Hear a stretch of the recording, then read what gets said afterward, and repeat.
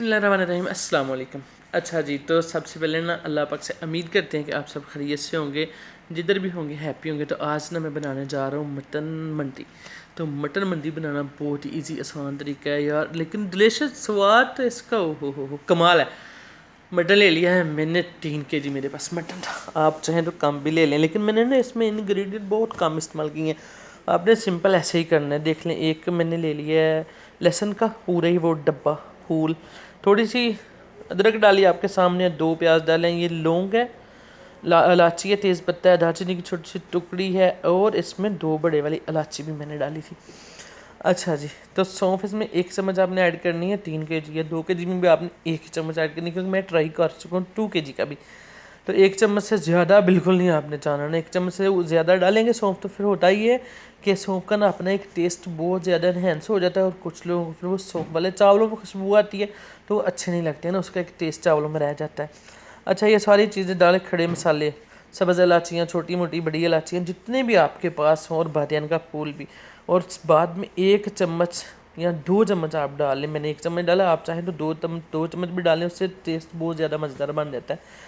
साबुत धनिया, और मैंने इसको गोश्त को ले लिया था उबाल। अब एक बोल में मैंने ना यखनी थोड़ी सी निकाली। यखनी आप उतनी चावलों के हिसाब से आपने यखनी बनानी है, अगर कम बन जाए तो फिर पानी डाल लें, नो प्रॉब्लम है।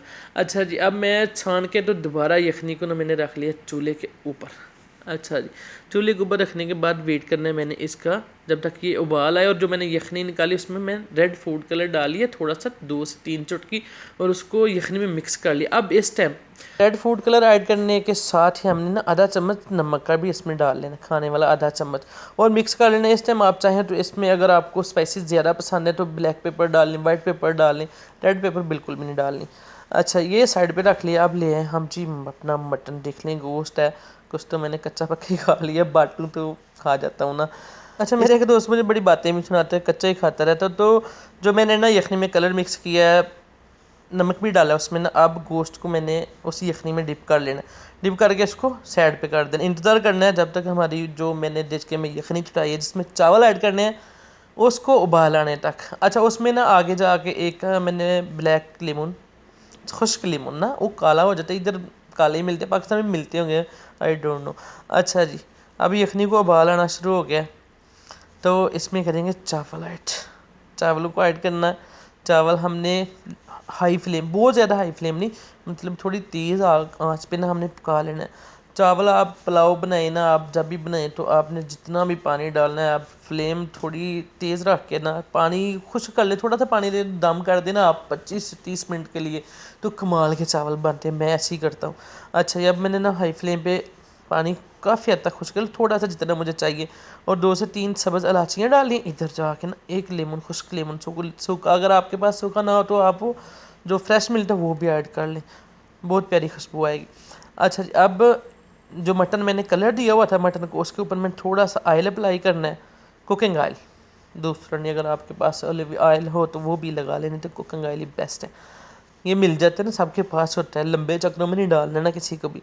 मटन मंदी बन रही है, बहुत मज़े की है। ज़रा सा चावलों को उलट पलट कर लें, पानी देख लें ना, बहुत हद तक ड्राई हो जाए, बस चावलों में बस इतना नज़र आ रहा है कि पानी है। अच्छा, चावलों में मैंने कोई कुकिंग ऑयल नहीं ऐड किया, कुछ नहीं ऐड किया, और करना भी नहीं, क्योंकि गोश्त के साथ काफ़ी ज़्यादा चर्बी वगैरह होती है, तो गोश्त का अपना ही बहुत सारी फाइट निकल आती है, तो कुकिंग ऑयल चावलों में बिल्कुल भी ना ऐड करें। अच्छा, अब मैंने पिसा हुआ ज़ीरा, बहुत ज़्यादा, बहुत ज़्यादा नहीं, 1 चम्मच, बहुत मज़ेदार खुशबू आती है इससे ना, चावलों का टेस्ट लाजवाब हो जाता है। गाजर थी मेरे पास 2 अदद छोटी सी, उनको मैंने ना बारीक बारीक काट के, तो थोड़ा सा कुकिंग ऑयल डाल के, 1 चम्मच चीनी डाल के ना मैंने फ्राई कर लिया। साइड बोर्ड डाल देंगे इसको, ये ऑप्शनल, आपके पास ना हो तो बिल्कुल स्किप कर देंगे, मैंने वैसे ही इसमें डाल दिया। ठीक है जी, अब जी करना ये है कि इसके ऊपर मैं रखूँगा एक स्टेनर। तो स्टेनर के ऊपर ना अपना जो मटन मैंने उबाल लिया, जिसको कलर दिया हुआ है, वो आपके सामने इसी तरह आपने भी रख लेना। आय हाय हाय, आप बिलीव करें दोस्तों, बहनों, भाइयों, आए मेरा दिल करता मैं फिर बनाएगा, अभी 2 दिन पहले मैंने खाई है। इसी तरह ना मैंने मटन को स्टेनर के ऊपर रख लेना है, और ऊपर से मैंने कर देना है कवर।